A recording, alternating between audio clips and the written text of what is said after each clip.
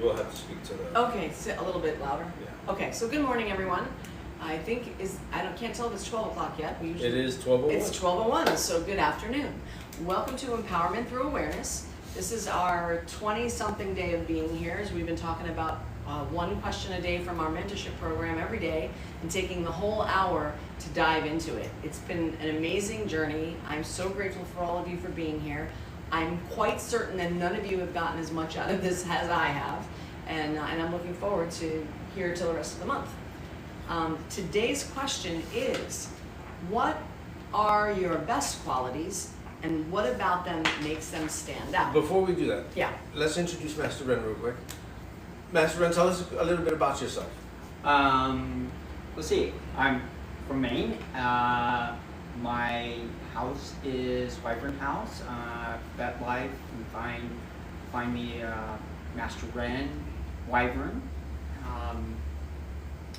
And I'm Wren Tech McGowan on Facebook. That's please send me a note though if you send me a friend request so that I know who you are. How long have you been in the BDSM lifestyle journey? Let's see. Officially, about 15 years. Unofficially, all my life. Lots of things that point to I was definitely kinky all my life. Some of the things for me coming into leather were my military background, my martial arts background, and the leather tenets, and fit right in with that goes along also with a warriorship program that I do. And that's about it. Awesome. Okay. For technical details, will you spell Wyvern so people know how to Wyvern. spell it? Wyvern? Wyvern? Yes. WYVERN. So that's how you find it. Awesome. Wyvern. We've known you Wyvern, now yeah. for 3 years? Yeah, 3 or 4 years now. Just about Yeah, three and a half, I think. Whenever you came to your first Kink Odyssey, right? The Yeah. first one we did was in 2021, so that would be 3 years Yeah. ago. So yeah. Yeah. Wow. Yeah. So It seems like forever. He's Yeah. such good. He's like part of the family. He is part of the family. He shows Yeah. up, he Yeah. makes breakfast for himself. Yeah, he's definitely part of the family. So speaking of part of the family, in the last couple days, we've had the pleasure of having a couple of you come to our events in person. It's been amazing to get to meet you, and I will encourage any of you who are in the New York City area to come to any of our events and come and meet us. You all are like an extended family at this point. We would love to get to see you in person and visit with you and have you see what our events are like and what they're about. Your presence is very impactful online, and especially the in-person stuff is just mind-blowing. So we're really thankful. And when you come, you have to introduce yourself by the name that I see you on the screen, otherwise I don't know who you are. But as soon as you say the name, I'm like, oh my God, I know you. So let's jump on to the The the question. Yeah. So as I said, the question is, what are your best qualities and what makes them stand out? Because this is a very subjective, personal sort of question and answer, there wasn't a lot of research for me to do. But I did, just for the sake of prompting us all in a memory way, I printed out like a long list of qualities so that we can go through them, and then you'll be able to hear them and go, oh yeah, that's a good quality I have, that's a good quality I have, and then maybe in that way we can all come to some conclusion for ourselves about what our best qualities are. The other thing around it is you actually got to admit things about yourself. Positive things about Positive yourself. things about yourself. And we've had this conversation a couple of times already this month, that's way harder to do. It's way harder to admit where we do well, where we have good qualities, than it is to admit where we make mistakes or where we have challenges and areas to grow. And I'm finding that when we have these conversations, it's a very rare person that's like, oh yeah, I'm just as good with my positive, and like I don't know anybody that's got that reversed. Yeah. Yeah, because we ask the questions, and like when we're asking the challenging questions, all the hands go up, everybody has something to share, and then when it's followed up by what's a positive trait, everybody gets quiet, nobody shares. So I'm pretty sure this is a universal experience of being challenged in terms of talking about these things. So while we're at it, Let me take. you take a peek. So, what's the question? Read the question. What are your best qualities? what about them makes them stand out?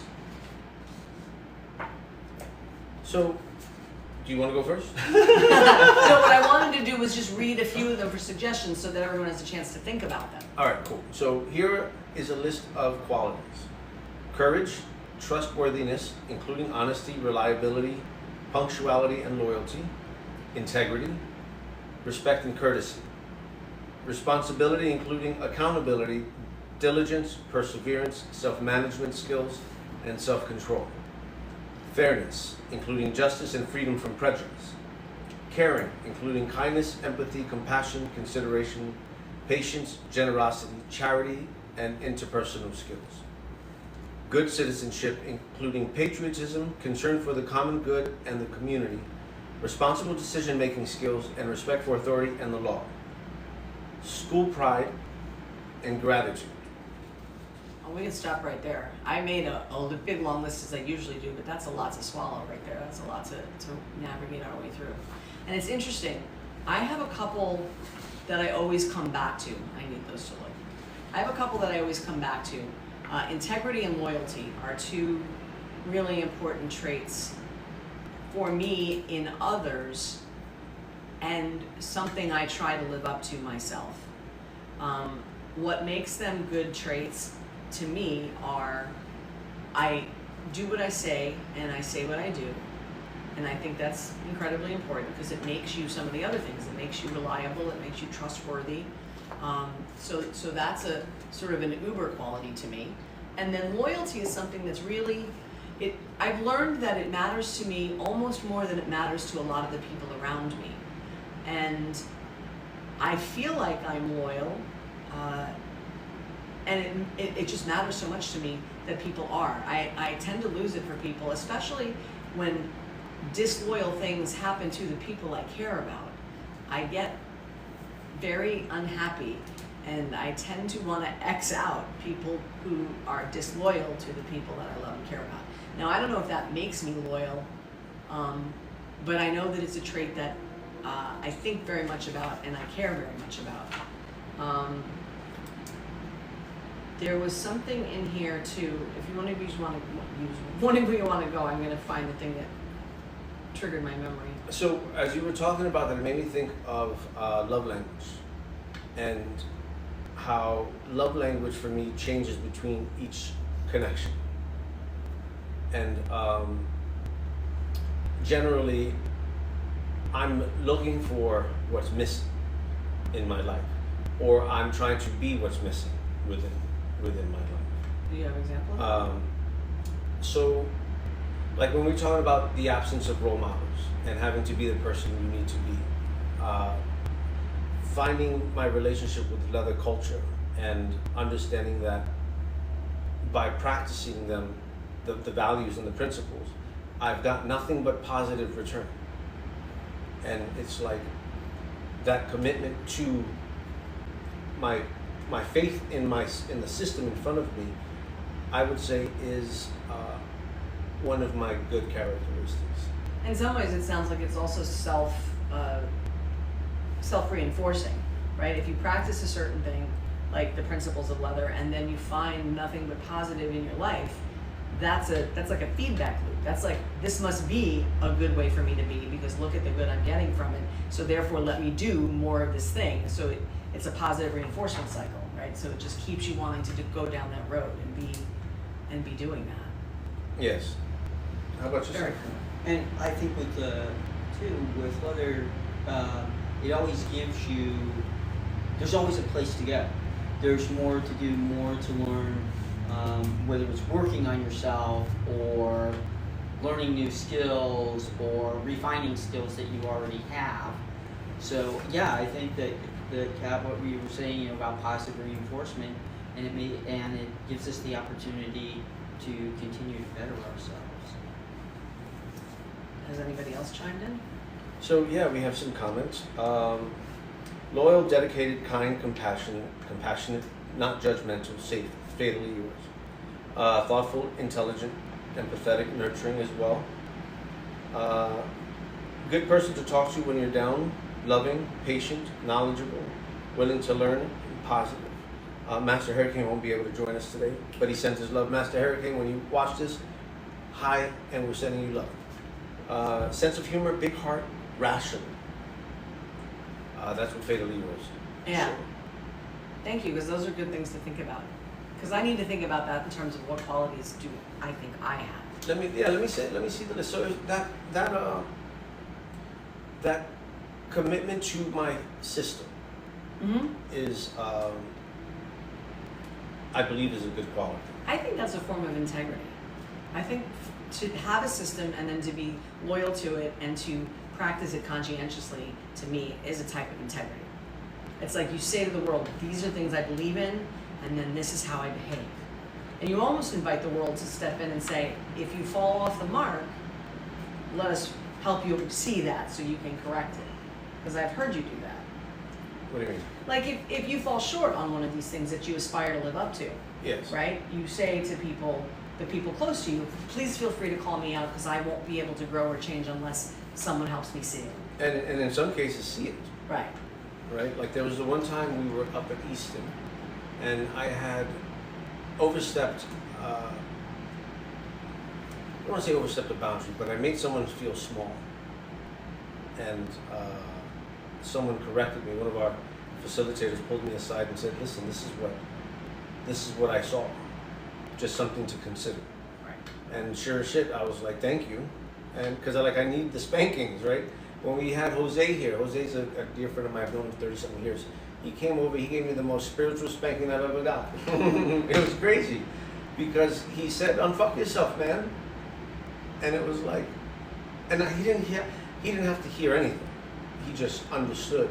And it was like, when I come across that stuff, it's important for me. Yeah, you came out of that session sort of mind blown. Yeah. So I'm going to read a couple more. Okay. Active, adventurous, afraid, angry, artistic, bold, bossy, brave, brilliant, busy, determined, dishonest, disrespectful, dull, energetic, fair, friendly, fun, funny, generous, lazy, logical, lonely, loud, loving, loyal, lucky, mature, mean, mischievous, proud, quiet, respectful, responsible, rude, sad, selfish, sensitive, serious, and shy. So I like that because they're not all positive traits in this list, but I think pointing out what are considered to be negative traits or challenging traits give us an opportunity to see if we are not in fact the opposite of that, right? So to contemplate something like afraid, right? Am I afraid or am I courageous? Right? I think those are a good way to look at them. And I think it's important to not just whitewash over the fact that we have challenging traits as well. And it's okay to not have a trait 100% of the time, all the time, everywhere you go, right? So, and is it even real, right? Is that even a real To thing? be 100% of anything all the time. And then also it comes to, what's the word? Confident versus confidence. Or doing something confidently. Or right? doing something confidently, right? Like, I think I'm genuinely kind. And for the most part, I think I do things with kindness. But there are times where I don't.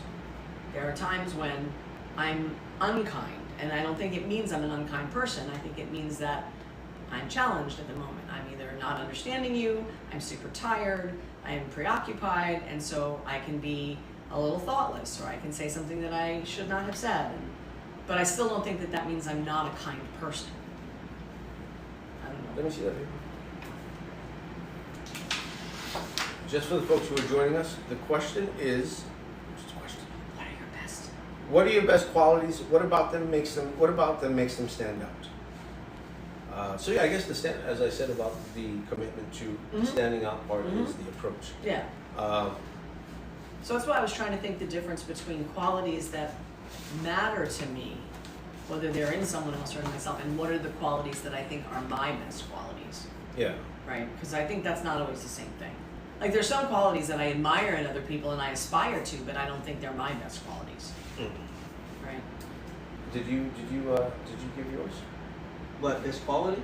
No, I haven't given one yet. And actually, I was thinking about courage, but I want to talk about Courage for me, which isn't something that I think you have all the time, but when you need to have it. So it may be kind of a latent or a buried, but it comes out when you need it to come out. And so for me, courage means doing what has to be done when it has to be done without thought or question. And then I always say, well, if you fall apart afterwards, you did what you needed to do. But having the courage to just follow through and do that. And some things courage is a little bit more of a commitment than just an emergency situation or helping someone. It can be a longer commitment to a lifestyle change that maybe is not societally acceptable, or everybody doesn't go, yay, that's wonderful. Like a decision to be in the lifestyle. Right. And like that, yeah, Yeah. exactly.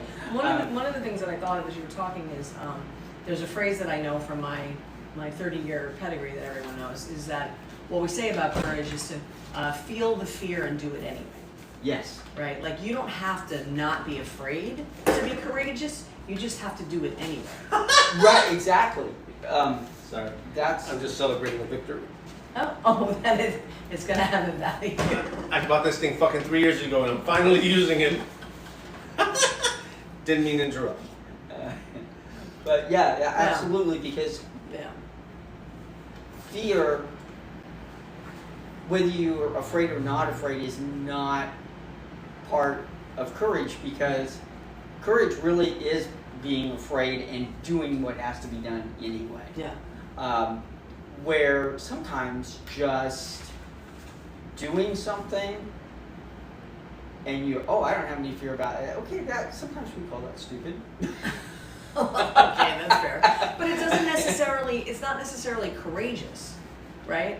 If you're doing something that you need to do or should be done or whatever, and you don't have any real feeling about it one way or another, I don't think that takes courage. What about the hard talks? But when you have the hard talks, aren't you Yeah. just a little bit nervous before you head into them? But you have to have the courage to have it. To have them, right, which is the hard part. Right. That's the hard Really part. Right. But all Yeah. I'm meaning by that is we use the term courage whenever we do something that's important or necessary, when there's a certain degree of trepidation you have to get over in order Yes. to want to do it. Yeah. Here we go. The solution. You ready? Yeah. Let's define courage. Okay. This is how we break this shit. Yeah, right. We found so many ways through so many good conversations just by Finding definitions of words. Yeah. Courage, the ability to do something that frightens one. Strength in the face of pain or grief. Or fear, right? That's what we did. So we were talking about the proper definition. Although grief is interesting. And then what was the other one? Grief or Pain. pain, grief, or fear. Courage to get the tattoos. And you grit your way through the pain because goodness knows how much you Dude, love I getting hate it. tattoos. It's like You wouldn't know it, but he I hates hate. it. I hated the process. I hated the process. The last couple ones were. I still hate it. Fuck it. So there's comments rolling by. Is there anything we need to Yes, ma'am. take a look at? Let me catch See up. what- Let me see catch what up. everyone's sharing. So, I love that you guys get involved in this conversation. So thank you. I'm here for the spiritual spankings. I love people who do this work. Heather, yes, thank you. Bright, brat, excitable, respectful, shy, fair, logical, brave, awkward, weird, in a good way. The question is, what are your best qualities and what makes them stand out? Let me pin that comment to the top. This is from loyal, honest, compassionate, talented, and loving. Jen, thank you so much. From a friend, because I always seem to know how someone is feeling and just how they need me to show up and step up when no one else will. So, what's another quality? I'm optimistic for myself. Yeah. And you are very optimistic with very little tolerance for people who are not. Yeah, like I can understand having fear or like apprehension or trepidation, but don't give me excuses on why not. Right. Right? Unless they're very valid, like if we're negotiating and you have a hard limit or a soft limit, it's like, I'm not going to push you around that stuff. But if it's But there's a difference between those kind of challenges and difficulties, whatever, and just negativity.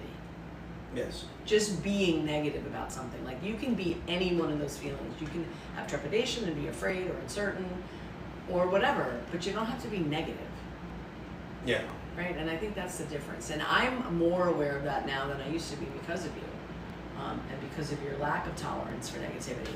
And I used to feel like you were being too harsh or whatever, as you would dismiss people with their repetitive negativity, until I started to climb out of it myself. And then, much like a reformed smoker, I became equally intolerant of people who don't want to move past negativity. It's one thing to have some challenging thoughts or feelings about something and have to go over it or talk about it or vent like we talk about, but when you're just in a loop and you don't want to move past it, then that's where you move out of the solar system a little bit for me. Like, you have the right to be that way, but not so close to me. yeah. I don't deny your right to be negative if that's your choice. But I think part of the problem too is people don't realize that when they're caught in negativity loops, they don't understand that it's a choice. Right? They think that that's just how it is. Well, there's stuff Yeah. to process that just remains a Yeah, process. yeah. So I'd say that's another characteristic that For you, optimism. yeah. That's how you started it, yeah. Because like I'm not one of those good vibes only kind of person. Like I don't believe in that at all.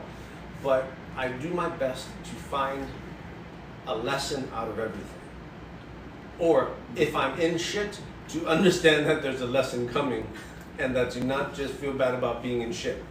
Yeah, yeah. That's one of the things that I do, because I'm still unraveling cycles of internal negativity, negative self-talk. I've learned how to not externalize it. I think you acknowledged that the other day, that I'm a whole lot less verbal about anything like that anymore. I don't put that on other people. I don't speak to that anymore. But I do wrestle it with myself inside. But when I get to a sketch where I'm feeling it, I'm now able to remind myself that this doesn't last. Whatever I'm feeling right now, I'm gonna go back to feeling okay. I just gotta let it pass and try to minimize the impact. Like, I don't have to talk to people about it. I don't have to weigh myself down with it. But that was a process to get from really hard self-talk, not being able to contain it, having to sprinkle it all around and bother the people around me with it, slowly pulling it in, slowly dissecting some of it, healing from some of it, and then becoming responsible for it, right? I learned at some point in time that just being in negativity and telling the people around me about it was really not a kind or fair thing to do to the people I cared about. Yeah. So how about another positive quality? Well, actually, what I was going to say, which is not on the list anywhere, and I don't know a single word for it, but problem solving or solutions. For me, so I do have the negative side of that, trying to fix everything that doesn't necessarily need to be fixed.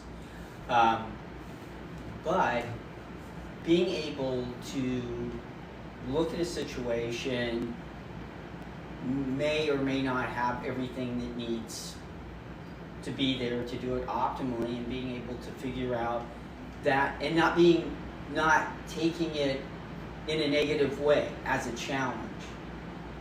So that it's a challenge for me to figure out, how am I going to make this work? And I think that's a positive quality. Absolutely. That's for me, that goes under the category of don't come with problems, come with solutions. Absolutely. And I've worked in environments where bosses have been that way. Bosses have been like, don't show up here and just complain about problems if you're not offering a solution, right? And so that's another form of mental training, right? To train yourself. If you're gonna see problems, don't focus on them exclusively. My mentor recently told me that I'm in a big wide open field driving a car. There's only one pole, but because I'm so fixated on it, I'm gonna crash right into it. And there's a wide berth on both sides, but if I can't get my eye off the pole, then I'm gonna crash. Yes, I have people that call me out on my stuff. So what I can do, Mama, is I can read these comments if you'd like to read Instagram's comments, but that means you have to go I have to go close to the phone? closer to it. Okay. It's only because I have my Yeah, crotch most of these are people joining us. Awesome. I have a friend that has done nothing but complain about the same 3 things over the past 25 years. Oh my God. Yeah, I get it. Yeah, those are all Yes. joints. I think outside the box, and I often notice other things don't. I can only handle her like once a year because she's so negative. Persephone, compassionate, patient, love to learn, takes initiative. Balanced light cannot exist without dark. Balance, light cannot exist without dark. Learn how to process some things alone can be a positive experience. Yes, if we're not working on them, why let it bother us? Ooh, that's a good one. Yeah. Sometimes you can't help but be bothered by something, but sometimes the bothering is what precipitates the change. Or is a sign to work on it. Right, right. Yeah, what needs to change? What needs Right, to right. happen? Like I don't know, I'm not aware of the change I need to make until I'm bothered by the thing. It's like if a light was blinking on a dashboard, right? It's like I could just Like one of those car engine lights Yeah, that like, hey, there's a problem here, Yeah. and you just drive on for miles as if it's not flashing on the dashboard until Yeah. some part of your car stops working. I haven't had a car in a minute, but in my earlier driving days. driving trauma. In my earlier driving days, I actually ran out of gas once, or maybe twice doing it. And then I developed the pattern that once I was at a quarter of a tank, I had to stop and get gas. I'm in the world's It was my workaround. world's It's worst really fight. distressing to run out of gas. I've ran out of gas. It is. I think I only ran out of gas once, but I've tried really, really hard a few times. Where you push it really close? Oh yeah. Yeah. Yeah, definitely fumes. Right. Oh no, Oh, yeah. I was Yeah. driving through Texas once and I didn't understand what Texas was like. Oh. And I had some gas and I passed a gas station. I didn't think anything of it. And then we were driving and driving and driving. See, that was and only there 437 more and miles. nothing. And then I Yeah. got nervous. I like sort of made it to the next gas station, but that was the last time I was ever going to be somewhere in a place that I knew was that big and not tank up while I had the chance. In one of those scenarios, I go into problem solving. There's another good character is I'll throw it into neutral just so it can coast. So I'm not right. I'm like a high-speed driver. I don't know how to do that. Cruise Hello, control, Mr. but not Hurricane. neutral. Oh, hi, Mr. Hurricane. So, characters. Another characteristic of mine. Mhm. Let me take a look. Do you want me to and go? Oh, let me read the other list. Let me read Okay, the other list. yeah, the other list is long. Holy shit! Here, take a look at that. Yeah. Yeah, there's a lot on this. Judgment. I chose not to read all 800 of those. Yeah, no, there's a lot on here, but that's why I picked them because I thought, there's a lot on here. Reliable, Did resilient. we mention loyalty already? Yeah, I had a whole deep dive into About- loyalty. oh, 'cause it's a- That was actually the first one. But Yeah.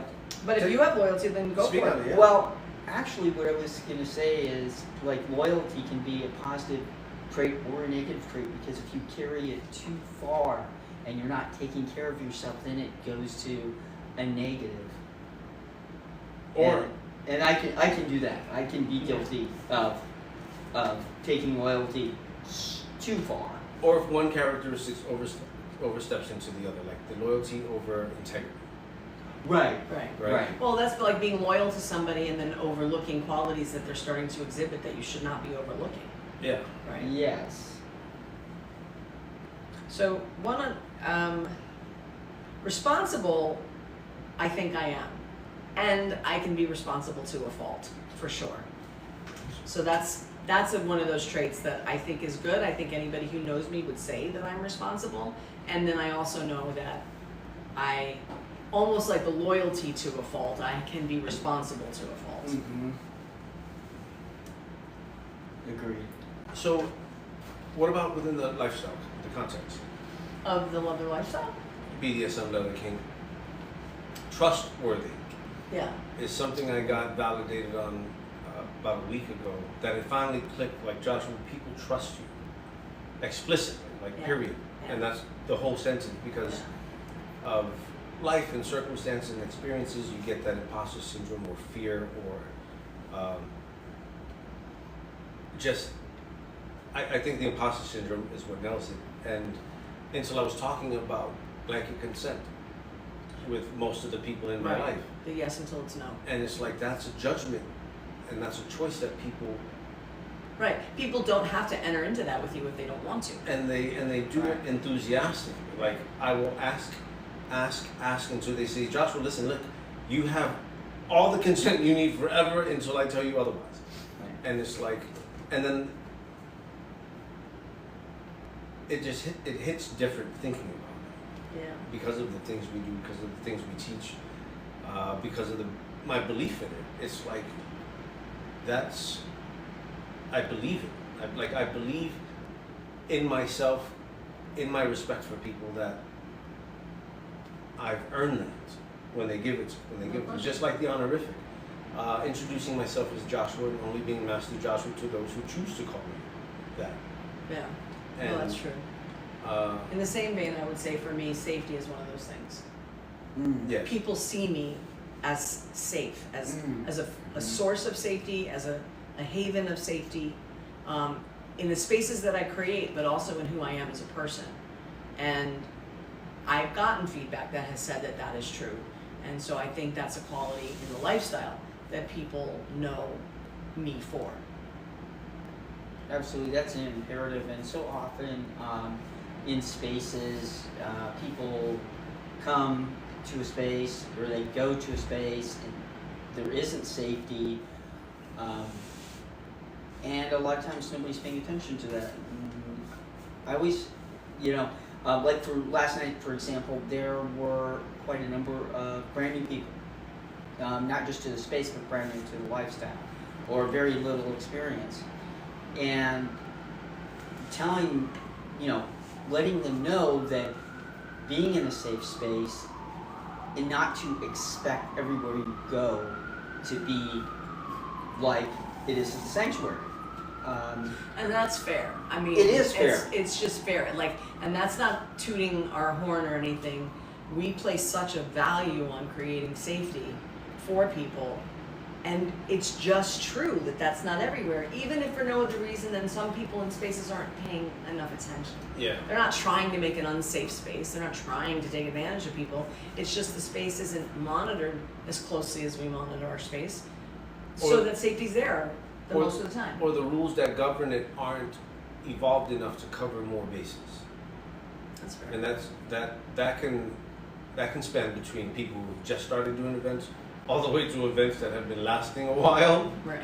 All right. But no, that's solid. I appreciate hearing that. Yeah. No, I mean, if you're new, come hang out with us. There's something about us that resonates with new people. And I love it. I love that every time we throw an event, there's somebody who's like there for. I used to call it, when I had Decadence, I used to call it, are you new or are you new?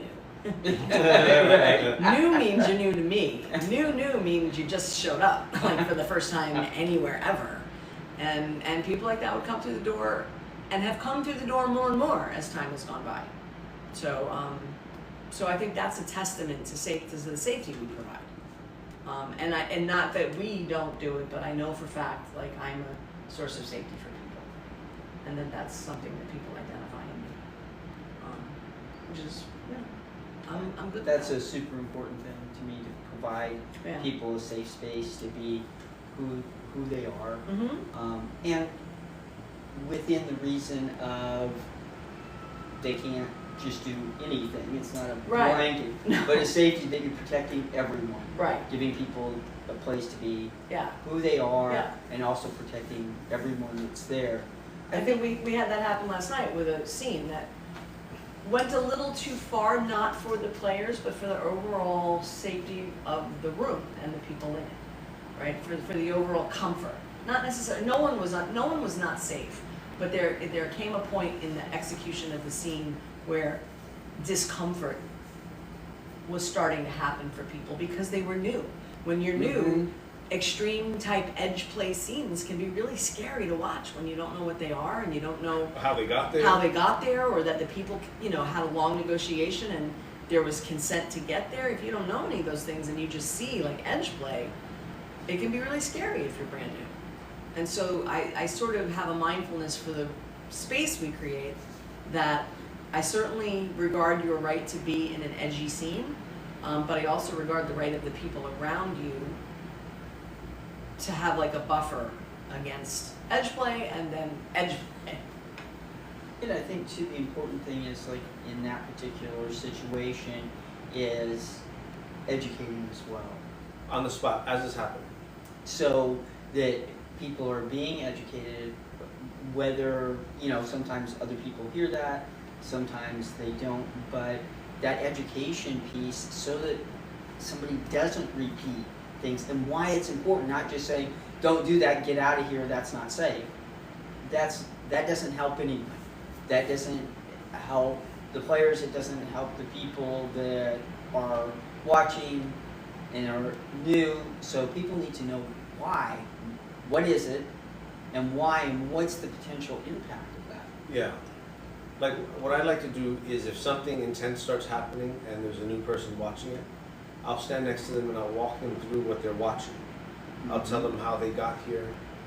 Generally, like the very generalization around talking about the process of negotiation, the agreements made, what we're watching, how they would have gotten to those types of agreements, and then talking about being able to ask them questions at the end of the scene after they do their aftercare and start to disconnect or move on with their evening. You did that last Saturday during the beats, didn't you? Yeah. Yeah, with somebody who was brand new.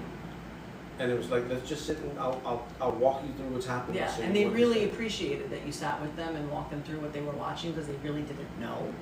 And then by the end of it, they were oriented in the space and with what was happening in a way that I don't think a new person would have the opportunity to do if you didn't sit with them and walk them through it. Yeah. Right? Just sitting and watching, not knowing what you're looking at, is much harder to navigate when you're new. Yeah, especially, a lot of people, I certainly had judgments coming in, especially with a martial arts background. You don't hit unless you mean it, and it's not for this positive reinforcement, processing, or just having a good time.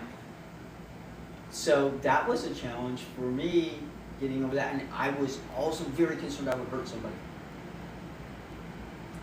Yeah. So, I didn't want to hurt anyone. I wanted to do it, but I didn't want to hurt anybody. And then I've seen people on the other end of that spectrum. Yes. Not only do they want to, or they don't even care if they do, but that is another whole. It's another piece. Yeah. Master Hurricane says, hi, Master Wren. Hello, Master Hurricane. Persephone, learning to let go of what is hurting you, even if you still love it. I'm a secret keeper, and I'll take them to the grave, even if things end bad.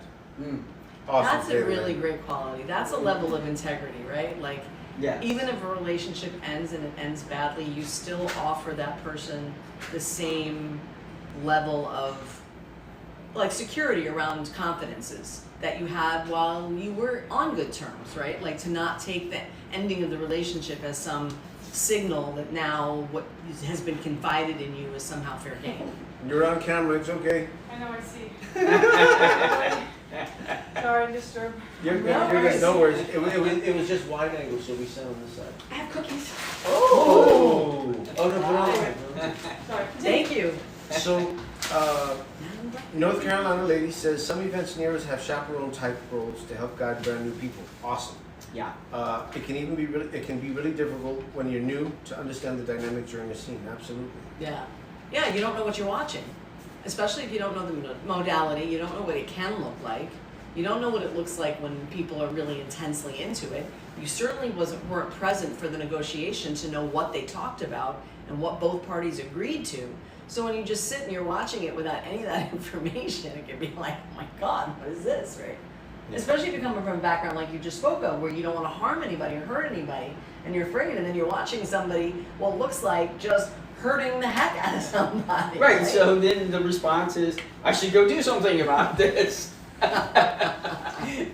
Yes, hence the admonition that we have that don't ever interrupt a scene. Right. Or come and get a DM if you have some concern. Right. And sometimes that's not always expressed when you go places, so Yeah. not even Yeah. knowing. Well, that's why we have like a 32-something long rule reading list. Yeah. Yes, absolutely. The other thing I wanted to, since we hit on the topic of negotiation, especially for folks that are new, negotiation is a process. It needs to be used every time, even it's very abbreviated if it's a regular partner, but every time. Negotiation is super important. And if you run into folks, top or bottoms, that will not negotiate, you need to not. No matter how hot they are, what you're looking forward to, if they refuse to negotiate, you need to say, no thank you. And that is for everyone's safety, all the way around. All the way around. Well put. One of the other qualities that I read is forgiving. And that one, I think, I do pretty good on. Even if I do have an issue, my ability to forgive and move past is pretty quick. Especially as I'm processing the things that have happened to me in the past. And putting things on a larger scale and seeing what's worth holding on to versus what isn't. I would say that that's a, can I? Yeah. I think that's a slightly more recent quality of Oh, yours, yeah. and one that you have worked and even struggled to get to. Oh, 100%. Yeah. I don't think that always came easy to you. No. I had to learn it. Yeah. And I had to learn how to find a process of forgiveness that works all the time. Right. And that it can't just be because my feelings are hurt, I'm gonna hold on to this grudge. It's like Right. I learned the value of forgiveness. And it's like that's something that has to be present for me. If not, those are just bags I'm carrying. Right. But I had to work through that shit. Right. Yes. Yeah, and yes. you're just, space that you have for positive energy to move yourself forward. That's so heavy, so negative on yourself, in your mental state, on your body. Learning to forgive is a super important thing. For most things, I don't like hold grudges or things like that. Typically, where I have a difficulty is multiple repeated instances of the same thing. Yeah. And that's, so I have a hard time letting go of that. I was just sitting here thinking how fortunate I am to have the background that I have, because the things I've had to do to be able to stay sober have forced me sometimes to have to embrace some of these more positive qualities, right? Like I have a whole, there's a whole way of navigating resentments and bad feelings and getting it to, working it through to the point where you have forgiveness for yourself and the other person. Like that, in some of the parlance, that's like the luxury of other people. Like I can't not do that. I cannot walk around holding on to resentments because it will kill me. It just will. Like I can't do that. So I have to be engaged in a process where I'm working it out. I'm understanding if I'm having a problem with you, what's my part? What am I not looking at? And then when I'm done with all that, then let go of whatever you got going on and be able to either apologize for my part, make the changes that I need to make in myself, and move on. And I didn't come out the gate knowing how to do that. Like I was taught how to do that. And I'm grateful for that. I'm glad you mentioned the self-forgiveness because that's the biggest part. Yeah. Often we're able to forgive somebody else, but we are not able to forgive ourselves, and a lot of times we can't even, there's no way for us to even understand, or because we don't understand, acknowledge the fact that it's us that we need to forgive. Yeah. But we did the best we could. That, you would do different in the future under different circumstances, whatever it is, Yeah. right? And all that said, and I still have trouble with it. What is when you don't take things personally, like you move past it? Well, that is a form of detachment. But it's not the way we normally think of detachment. Maybe it's acceptance. Because that's something else I've been working on. Yeah. Like all my invitations for years now have been open-ended. Listen, this is what I'm doing, you're more than welcome to join. But I don't invite people. And if I do invite people and you have to cancel, cool. Like I'm not worried about it moving forward. That's like a plans made thing. Things falling through. Plans getting canceled, people judging, shit like that, a different spectrum of that. that too is like, I just let it go. Because it's, I guess, maybe does that come into the forgiveness part of it?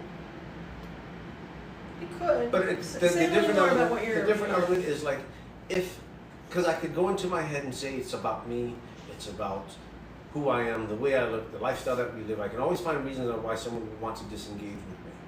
Or I could just not, and just say, okay, cool, and keep moving. That's like not taking things personally, Yes. Yeah. right? Yeah. And I don't know if there's a one-word characteristic or trait that says not taking things personally. I think that really does fall under detachment, but not the way that we normally think of it in the West as detachment. Detachment as in, I don't, yes, this would be lovely, but if it doesn't happen, okay. In my world, that's called letting go of the outcome. I show up and I do what I need to do, and I let go of how it's going to turn out. In some ways, I've been trained to think that's not my business how things turn out. I just have to show up and do the next right thing, and however it happens is not in my sphere of control. It's not your responsibility to do more than that. Right. Well, we're just begin to jockey to try to get the outcome I think I want, right? And then you start doing different things. You know, you start finagling a little bit and stuff like that. Yeah, right. Yeah. What are you looking up? So I looked at detachment, and aloof was one of them, right? And then I said, one word for a person who doesn't take things personally. And it says some common synonyms of, it says disinterested. But that's not, that's not it. No. See, this is a Western mindset of being detached. Right. Yeah. And there's a negative connotation to it. Absolutely. Right, And in the opposed to Western it's- world, you're right. There's a difference between like being disinterested or I don't care, different from I'm at peace with the outcome. Yes. I'm detached in terms of I'm not going to have to feel a certain kind of way depending on how things go. I'm not going to fall apart. The world's not going to fall apart. It's not about me. It's just, It just is. it just is. Yeah, that's the not taking it personal part of the detachment. So there you Right. go, that's another character. So I'm pretty fucking good at not taking things personally. Unless it's in the heat of the moment right there, goddamn. You're standing in the doorways of the train station, you ain't concerned. Or you're on the short list. Or you're no. If you're on my no respect list, that's a different list. No, but even then it's like you're disconnected. It's you're the one that's fucked because you have no access to me. Yeah. You're on the short list because you're a fucking idiot. That's where I've heard you say that like forgiveness means you're a zero. That's my other form of forgiveness. You don't exist anymore, Right. and I don't respect you. That's the no respect forgiveness. Yeah. I get it. And I think it's because you have as a value respect. You value it in other people and you try to live up to it yourself. You try to be respectful. And the reason why they're on that list is because they're missing integrity. Right, their actions and match Their words. actions put them there. It's not Right. like I don't like you because you're a Knicks fan, right? It's like, no, dude, you had the opportunity to do something right and you did wrong. Intentionally did it. Right. And now my door is always open to coming back and talking about it. And I would say that's another good character. Yes, and it is. But you're also not the kind of person to say my door's always open so you can come back and we can sweep that shit under the carpet. Yeah, no. You're coming with the bill in hand. It's like I'm ready to settle this up. Right. But yeah, that's no. The cat's get. It's taken me at least half a decade to get here, working through all of this stuff because I don't want. I'd rather be unangry than angry. Unhappy. I don't want to deal with because I don't want to say happy. I don't want to say happy because happy is not consistent. Well, right. It makes But I it don't sound want- like you gloss over everything. Yeah, and I just don't want to carry the negative bags. Yeah. No, that's fair. Yeah, it's just too hard. It's too hard on every part of you to carry all of that. Yeah, you all have heard me talk in analogies and visual things. That's one of the roads to me of recovering from those kind of challenges is when things feel really heavy, when I have had a lot of challenging, heavy views about things and about people and about myself. What someone told me once is look down at the bags you're carrying and see if your name's on them. because if it's not, you can just go to the side of the road and put them down. Like, you don't have to carry bags that don't belong to you. I had this happen once about anger. I was wondering what it was about some of the people in my life who were being habitually angry, like to the point where I was feeling really uncomfortable around them, and yet I was continuing to try to be in relationships with them in some level or another. And I realized at a certain point that that their anger is a bag they should carry. I don't need to carry their bag of anger. I just need to put that down. It was very freeing. I remember I was walking out here on 125th Street when it came to me. And I was like, there's that whole incident with the car and all that business. And that person was very angry. And they would go from being super sweet and super nice to being like viciously angry. And I kept trying to navigate it around it for the sake of having a friendship. And then I realized one day that all of that angry and negativity was their problem. But to the degree I let it bother me was the degree I agreed to take their bag and carry it around. And all I had to do was put it down. It was so freeing. It's such a freeing feeling. Yet sometimes the things that seem most difficult are so simple that it doesn't even come to us. Yeah. Dude, it's always simple. I've never found a Not always solution easy, but it's that was always not simple. fucking complicated. That was complicated. I've never found a solution that was complicated. When it pops in, you're like, oh, yeah, right? So- well, that took a while. North Carolina lady said, one of the most memorable classes taken was on the art of apology and forgiveness. I wrote that down because I want to look into that. Yeah. I love these types of things. The formulas that a person can learn is life-changing. So I'm definitely going to look into that. We have Well, 8 minutes I know left. there's been scrolling. Have we missed No, comments? there was We're all caught up with everything? Yeah, Awesome. that was I just want y'all to feel like we're in this conversation with you, because I know you're here with us. So we have a few more minutes. Do you want to throw one more in there? Yeah, I was looking to see. I'm gonna explode. Dependable comes to mind, Mm. right? I think that I'm dependable. I think that people know, and I've gone to a point where I used to be not as dependable because I overcommitted. Yeah. Right? When I commit to too many things, I'm not dependable Yeah. because I can't show up all the time. I can't do all the things I promised to do. So that makes me not dependable. So the solution to that for me was to just be more conscientious about what am I saying yes to, and being willing to say no to something, not because it's wrong with you or not because it isn't something I wouldn't like to do, but because I just don't have room on my plate to do it.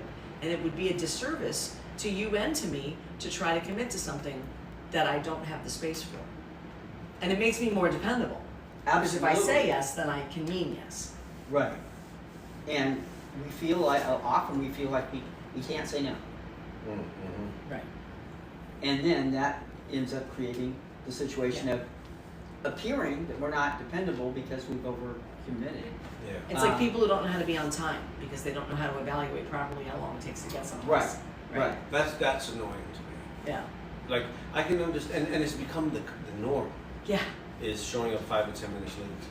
Listen, when I Yeah, that's was rude. when I was in the position of Yeah. hiring people much younger than me, and my partner at the time would say, "Oh, so and so's coming for an appointment." Like there was paperwork I used to have in order to have them fill out an application, blah blah blah.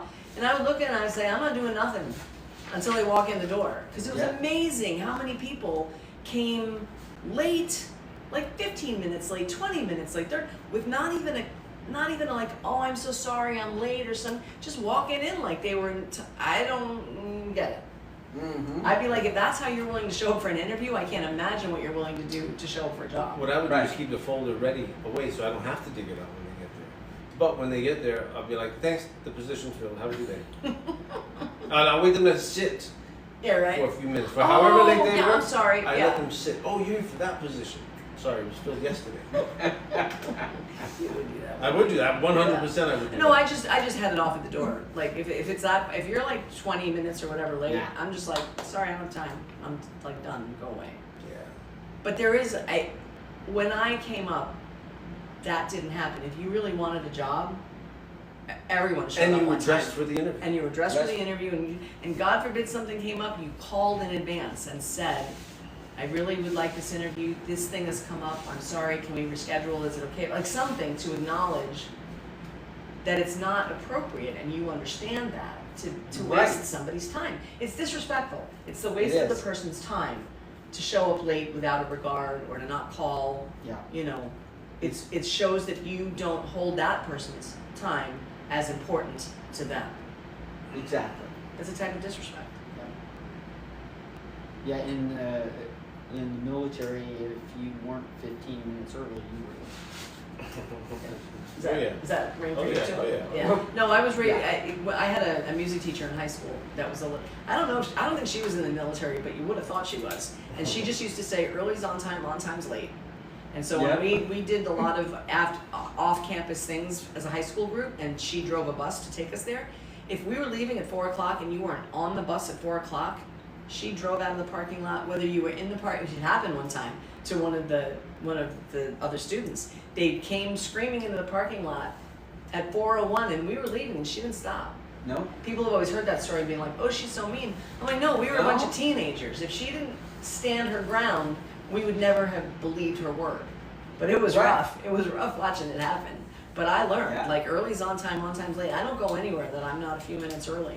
I had a job that was like that once because of the trains. They used to have to show up about 20 minutes early. One day it was like, I used to be there at 6. It was like 5:55, and I got a call, "Are you okay? Are you all right?" I'm like, "It's not even 6 yet." "Yeah, but you're always here." Yeah, right. You're always early. Right. So we're going to change the upcoming questions. I want to play with the next few days around questions. Okay. These are, tomorrow's an echo of today. Okay. So what I want to do is we're going to replace this one, but we're going to bump this one up. Okay. What wonderful qualities do you cherish in other people? Why do you value those qualities, and do you see them in yourself? I like that.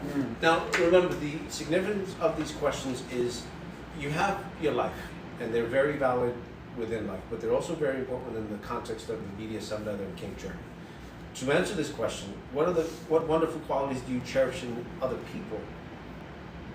Reflecting on that and actually having an answer for that means you know what you're looking for. Right. And you learn how to gauge it, because that's what matters to you.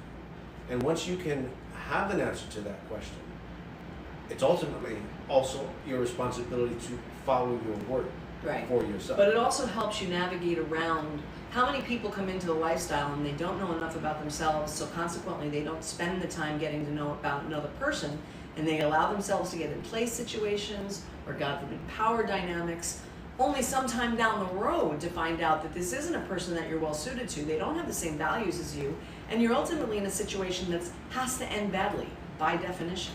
Yeah. That could be circumvented if you knew what qualities you valued in other people, and if you were seeing them and how to engage that way. That's totally solid. Yeah. The huge thing is, do not override your red flags. Yeah. Don't overlook the red flag. I know all about overriding red flags. I'm really good at that. I'm the red flag overrider expert. So tomorrow's question again is, what wonderful qualities do you cherish in other people? Why do you value those qualities, and do you see them in yourself?